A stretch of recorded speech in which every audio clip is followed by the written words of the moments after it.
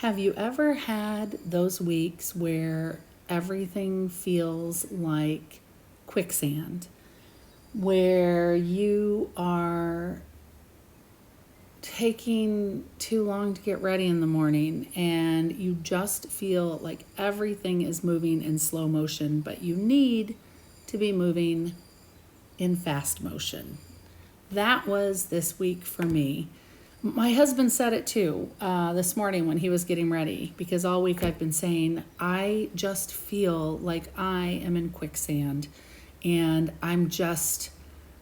it's taking forever to do the smallest things.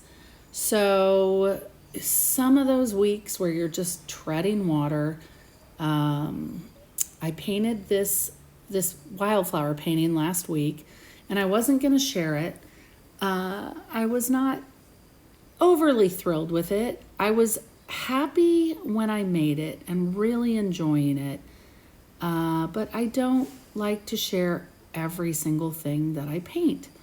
But then this week came along with the quicksand, and I thought, I am just going to share this, because there is not one other person in the world, I don't think, who doesn't know what I'm talking about on those weeks where you're just struggling to get anything done.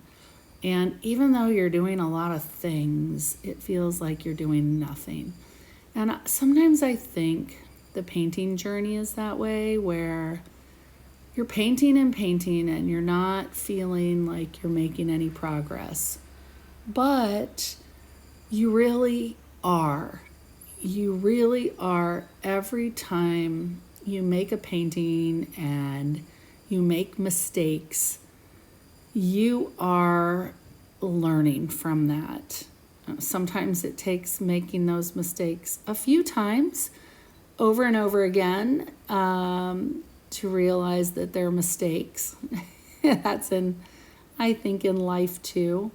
But painting is the same kind of slow roll journey, I think, where you want things to be going quicker, and they don't always. You want your progress to be quicker. You want to paint like this person or that person. But I think that everything that you learn along the way when you are painting in your studio shapes yourself as an artist and helps create what is different about you and your paintings. Your brushstrokes are like your signature. And I remember when I first started painting, I heard someone say that you should paint so that somebody can walk into a gallery or look at your work and know that it's yours, like it's your signature. And I thought, I don't really want to be confined to painting in any particular style or painting in any particular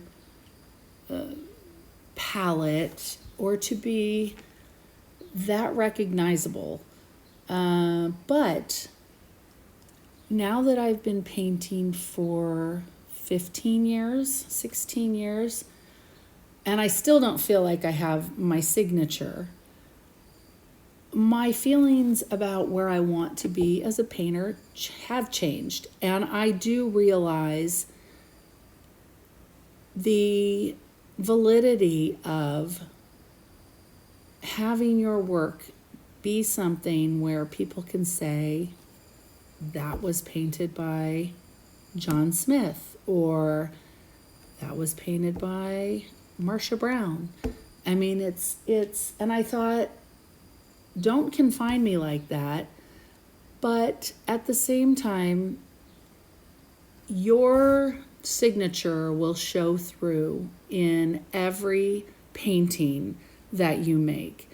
even when you are copying someone else's style. When I first started out painting, I painted with a very serious paint teacher who teaches in New York City, sells his work for a lot of money. He's a wonderful teacher. And I learned to paint like him, 17th century Dutch master kind of paintings. And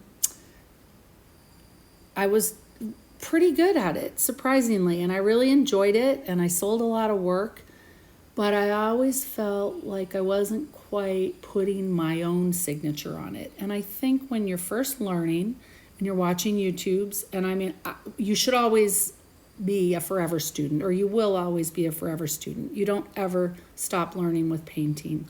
But when you are first learning, I do understand the idea to copy and replicate what someone else is doing. And that's an art form in itself. But as you paint more years and years and years, I'm finding as I paint more years and years and years, I'm wanting more to establish my own signature and do my own style and not really follow anybody else except for inspiration or kind of like recipes. Like when you read a cookbook for like the Better Homes and Gardens cookbook, when you're learning how to cook, it's great to have somebody tell you a recipe for how to do something a little bit easier.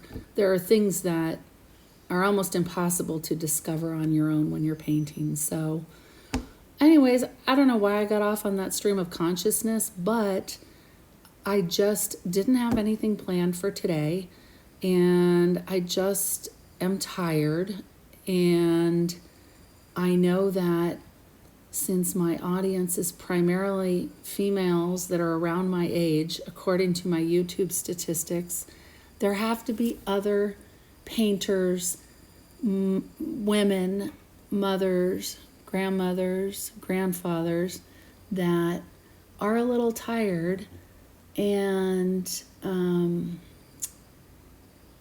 just want to sit down and paint for the love of it and the joy of it. I don't know.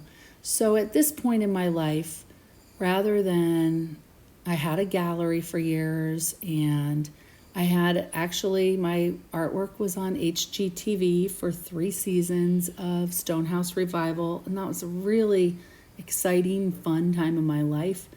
But this point in my life, I am just having fun and painting on YouTube, and hoping to attract other people that are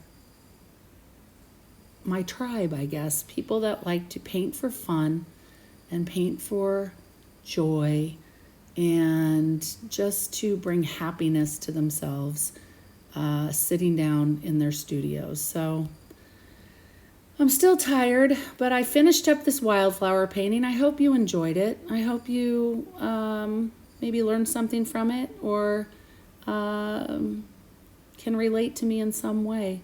I really appreciate all the people that are watching my videos. I just makes me so happy to have a group of people to sit and talk art with and hear about their art journeys through the comments. And it's just been a wonderful experience the last couple of months. So this one's a little different, just me rambling and me painting, and just saying thank you to all my other lovely painter friends who actually enjoy these videos. You know, my family doesn't paint, my husband doesn't, and so it's actually really quite enjoyable for me to have you as a group of friends here on Facebook.